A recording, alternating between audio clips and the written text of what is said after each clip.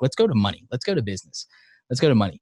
Here's a major gap I see. Like, how you doing on passive income? Not as good as I used to, because I really don't care about it as much anymore. Should. Yeah. But like I used to be more serious about affiliate and all of that stuff. But I just, when you just get busy, and I think for me, I mean, I'm working on it slowly. It has to work out there's like literally zero downside. So when it comes to courses, knowledge beyond just what I put on YouTube, I'm never going to do that unless I know I can do it 100% right. Yeah, So, I don't think you need to do that, because I don't necessarily think that that's necessarily what your audience values. Right. So what do you see as that passive income then? I see. So the thing is, I'm a big fan of, as a gamer, it's ironic to say this. As a gamer, it's ironic to say this. But as a businessman, I love microtransactions, Sarah. I figured out some interesting equations when it came to my thesis on stuff like passive income. It occurred to me that if you figure out even a $15 transaction every hour of the day, every day of the year, even on one product, if you have one product that nets you $15 in profit, and you have enough traffic to close one $15 sale every hour of every day, which is not that big of a deal, that would be $131,400. Like, that'd be $131,400. That's six figures on the net profit of one $15 microtransaction that somebody could do on the internet, as long as one of those is happening every hour of every day. We have big enough audiences to make that kind of thing work. And $15 net profit isn't a lot. So then we're talking a less than $20 transaction. Our homie Peter McKinnon, brilliant.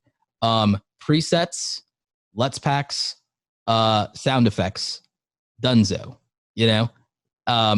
easy transactions, $35 and less, massive audience, massive scale. There's no way in my mind that Peter doesn't sell one of those every hour of every day for how much attention he has and how much traffic he can siphon. And it's in place. He doesn't have to do anything at this point. So the front load of effort that I know you could do is, because I know that knowledge, you would be like, it's got to be 100 or not at all. But the thing is, I know that people would buy peachy presets. I know that people would buy peachy presets. I know for a fact that they absolutely would. And I know that you can knock out like 3 preset packs that people would be more than happy to buy.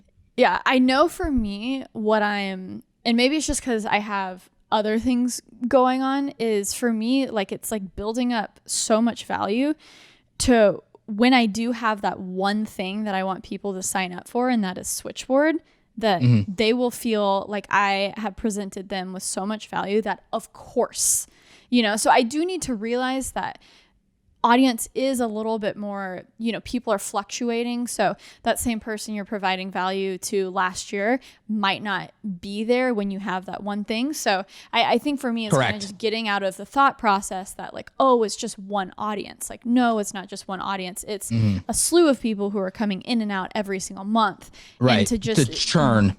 Exactly. And that's, I think, where my thinking does need to change. When you're a YouTuber and you're like you're more than a YouTuber. You are a straight up creative entrepreneur, but your beginnings of that really were fostered and validated in YouTube, which means that you look at a lot of your creative business through the lens of a YouTuber, even though you've since moved well beyond that identity. You've moved beyond that, but it frames so much of your worldview and perspective.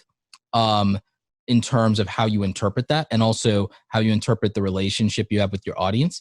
Have you ever built actual personas and avatars for who your desired audience is every year?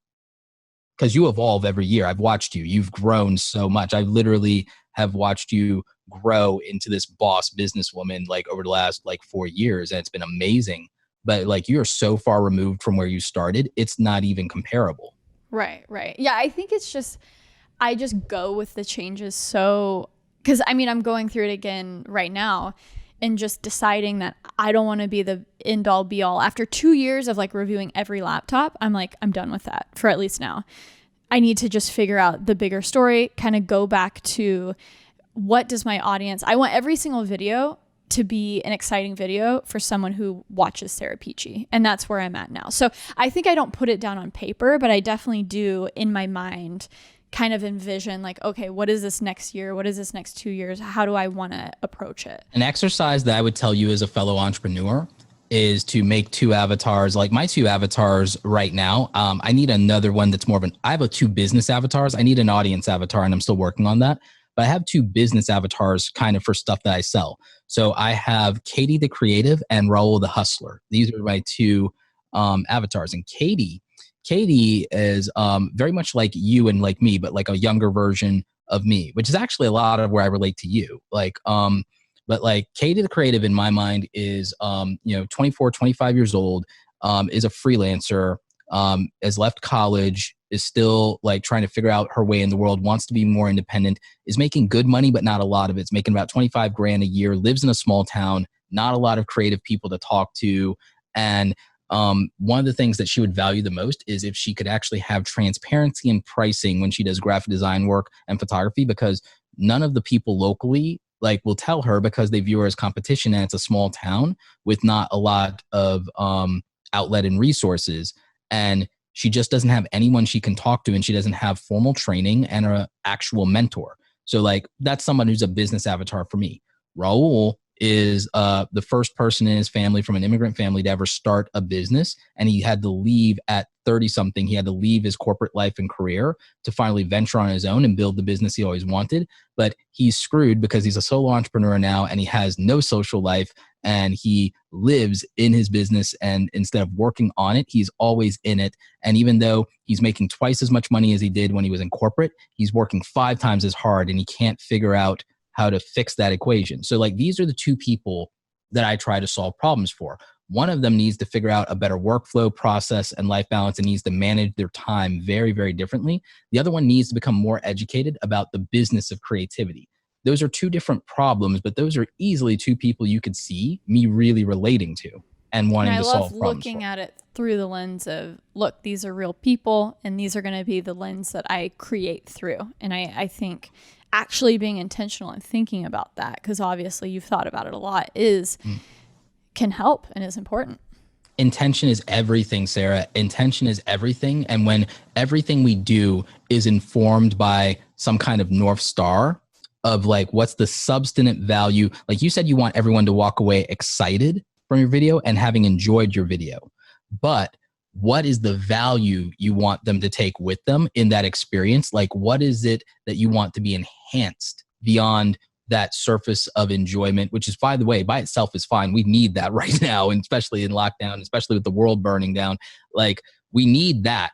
But it's like, is there another level of depth? So like layering value. The thing is, we think of value proposition as a one-time thing, or as like, oh, I'm entertaining, or I'm an educator, or I'm inspiring, instead of thinking about, well, there are layers, and how many different ways can someone watch the same thing and derive different experiences and value? And are we acting intentionally to where maybe in minute 1 you get this nugget of value and this was fun, but in minute 2 we stacked and we gave you a little bit more, and I'm like in the next third of the video we gave you a little bit more value. And again, it doesn't always have to be value in the form of you learned something. It's about even maybe you questioned something, or you got introduced to something that you haven't experienced before, or maybe you were challenged in some way to look at the world differently.